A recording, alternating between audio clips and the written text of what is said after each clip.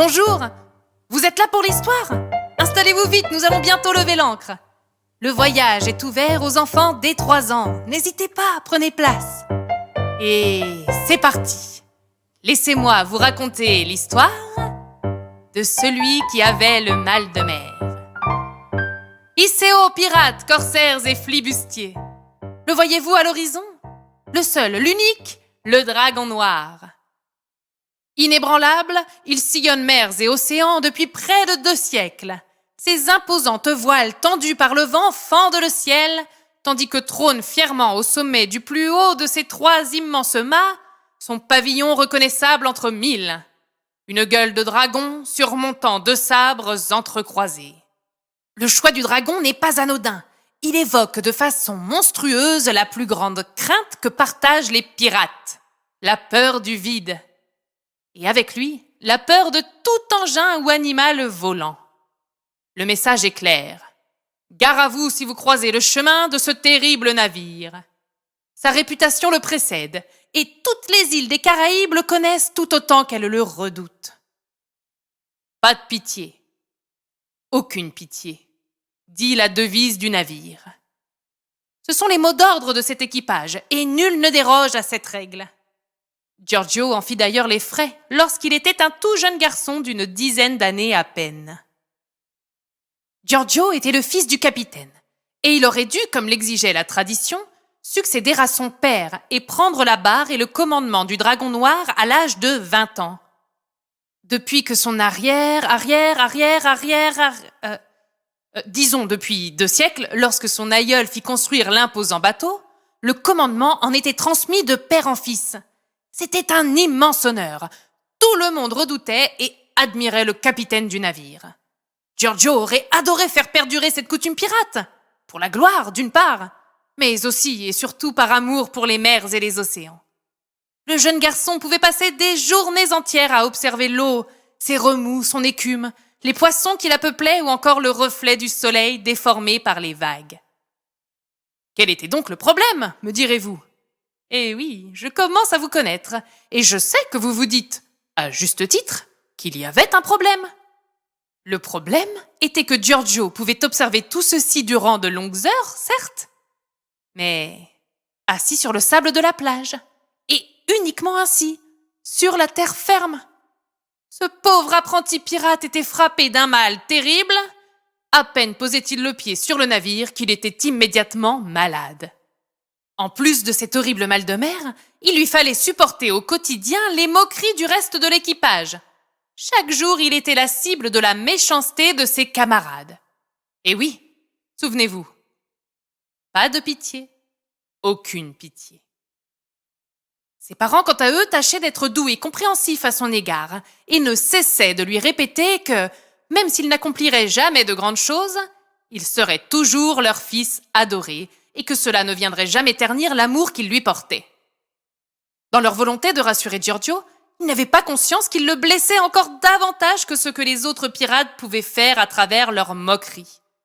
Et à force d'entendre au quotidien qu'il n'accomplirait jamais le moindre exploit, le pauvre Giorgio finit par le croire. Un beau jour, alors qu'il discutait avec son meilleur et unique ami Miguel, Giorgio lui fit part de sa tristesse. « J'ai tellement honte. Moi, le fils du grand capitaine, je suis incapable de tenir 5 minutes debout sur le navire, sans avoir à courir aux toilettes pour rendre mon déjeuner. Je comprends que le reste de l'équipage se moque de moi. Regarde, je suis tout frêle, je suis incapable de faire le moindre effort, je n'effraie personne et je ne peux même pas naviguer. Tu parles d'un pirate en papier mâché. Mes parents sont drôlement gentils d'essayer de me remonter le moral. Mais je vois bien qu'ils sont préoccupés. Qui va donc pouvoir succéder à mon père lorsqu'il sera temps? Quelle angoisse, j'en serais incapable. » Miguel soupira et tenta de redonner espoir à son ami. « Allez, Giorgio, haut les cœurs, puise en toi un peu de ta puissance de pirate. Quand on connaît les grands hommes de ta famille qui ont dirigé d'une main de fer ce navire, il est certain que tu as en toi la force d'accomplir de grandes choses, moi j'en suis certain. C'est quand même mal fichu. Je donnerais tout pour être à ta place, mais non. Moi, je dois m'attendre à finir mes jours dans la cale du bateau. À mon tour, je le dis.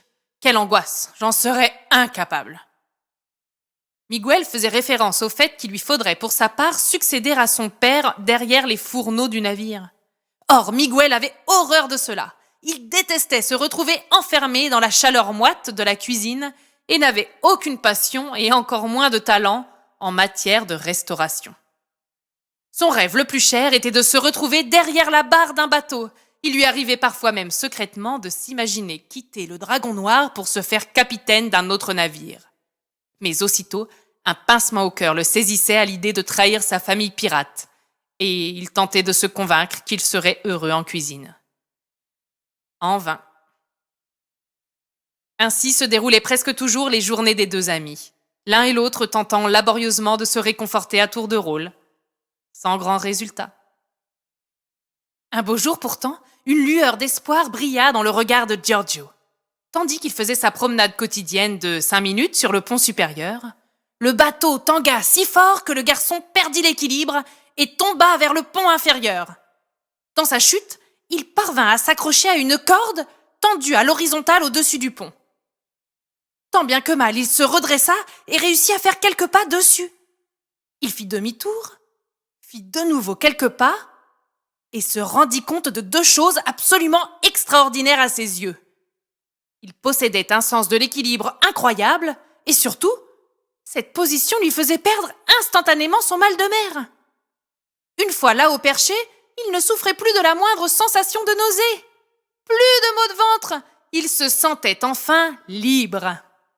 Évidemment, la situation n'était pas parfaite, car il se retrouvait malgré tout contraint de faire sans cesse des allers-retours sur sa drôle de corde. Et cela fit bien sûr beaucoup rire les autres pirates. Giorgio relativisa en se disant que, quoi qu'il arrive, il trouvait toujours un prétexte pour être méchant à son égard. Là au moins, il subissait les moqueries, mais sans être malade. Ça lui semblait être un moindre mal. D'autant plus qu'il pouvait enfin prendre l'air et profiter de l'immense beauté de l'océan qu'il ne se lassait jamais d'observer.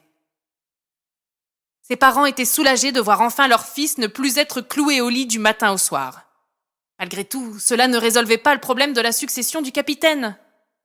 Si le seul moyen qu'avait Giorgio d'être à l'aise sur un navire était de faire l'équilibriste sur son fil, cela l'éloignait encore davantage du rôle qui lui était promis. Jamais de cette façon il ne pourrait naviguer, et encore moins diriger une bande de pirates. Un soir, alors qu'il discutait justement de cette problématique avec son second, le capitaine leva le menton, l'air inquiet en direction du ciel.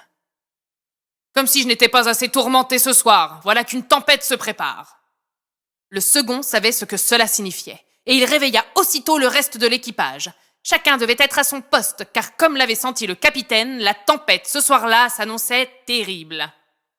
Le ciel se trouva en à peine quelques secondes recouvert d'immenses nuages noirs. Le vent se leva, et on pouvait entendre le tonnerre gronder au loin. Tapi dans son lit, en boule sous sa couette, Giorgio était terrifié. Il entendait au-dessus de sa tête les hommes s'affairer et courir dans tous les sens. Le bateau tanguait comme jamais il ne l'avait fait auparavant, et soudain, un craquement terrible retentit. À cet instant, Giorgio, sans qu'il ne sache vraiment pourquoi, sentit que sa place était sur le pont et que, malgré sa peur et son mal de mer, il se devait de venir prêter main forte à l'équipage. Arrivé sur place, il se rendit vite compte de la stupidité de cette décision. Comment lui, qui était incapable de faire quoi que ce soit sur le bateau, allait bien pouvoir leur venir en aide? Puis il découvrit quel était l'énorme craquement qu'il avait entendu. Le plus haut des mâts était en train de se fendre et il menaçait de s'effondrer sur le navire et d'en briser la coque, ce qui, évidemment, le ferait immédiatement couler. Il fallait, pour empêcher cela, monter tout en haut de l'immense mât pour réussir à l'attacher aux deux autres afin de le maintenir droit.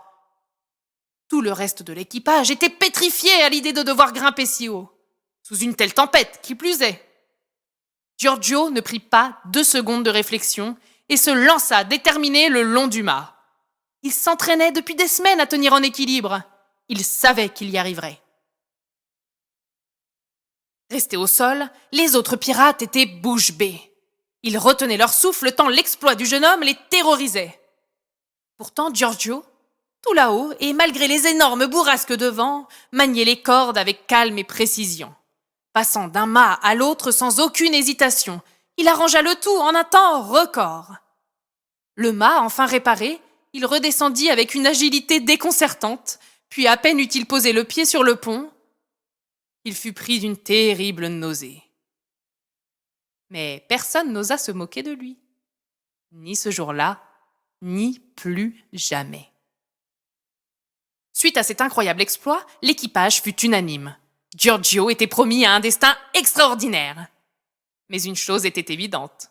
Il fallait qu'il quitte le navire pour pouvoir l'accomplir. Il se rendit dès lors à l'école sur la terre ferme, puis fit de longues études pour devenir pilote d'avion. Dès qu'il obtint son diplôme, il rejoint un groupe d'aviateurs dont la spécialité était de venir en aide aux bateaux en difficulté. Il put ainsi assouvir ses deux passions, se retrouver dans les airs et observer l'océan, encore et toujours. Le code du navire fut réécrit et il fut décidé que les enfants pourraient choisir selon leur goût et leurs compétences la carrière qu'ils souhaitaient poursuivre. C'est ainsi que Miguel, pour sa plus grande joie et fierté, devint capitaine du Dragon Noir. En hommage à son meilleur ami, le premier acte qu'il fit en tant que capitaine fut de retirer tous les panneaux sur lesquels on pouvait lire autrefois « Pas de pitié, aucune pitié ». Et il les fit aussitôt remplacer par la nouvelle devise du Dragon Noir. « Ne crois pas en tes rêves. Réalise-les. » Et voilà, l'histoire de celui qui avait le mal de mer est terminée. J'espère qu'elle vous aura plu. Auquel cas, n'hésitez pas à lui mettre 5 étoiles sur iTunes, à nous laisser un commentaire et surtout à partager ce podcast autour de vous. Ça ne vous coûte rien et ça nous apporte un grand soutien. Nous sommes également présents sur Internet, YouTube et les réseaux sociaux. Il vous suffit de chercher l'Atelier de Marcel et vous nous trouverez. N'hésitez pas à nous y rejoindre, nous vous réservons de chouettes surprises. À ce propos, j'ai une mission à proposer aux courageux pirates qui ont suivi cette histoire. Rendez-vous sur notre page Facebook ou sur notre site WordPress, l'Atelier de Marcel, pour découvrir cela. Je vous donne rendez-vous la semaine prochaine, mercredi à 14h, pour une toute nouvelle histoire. D'ici là, portez-vous bien. Bien à vous. Votre Marcel.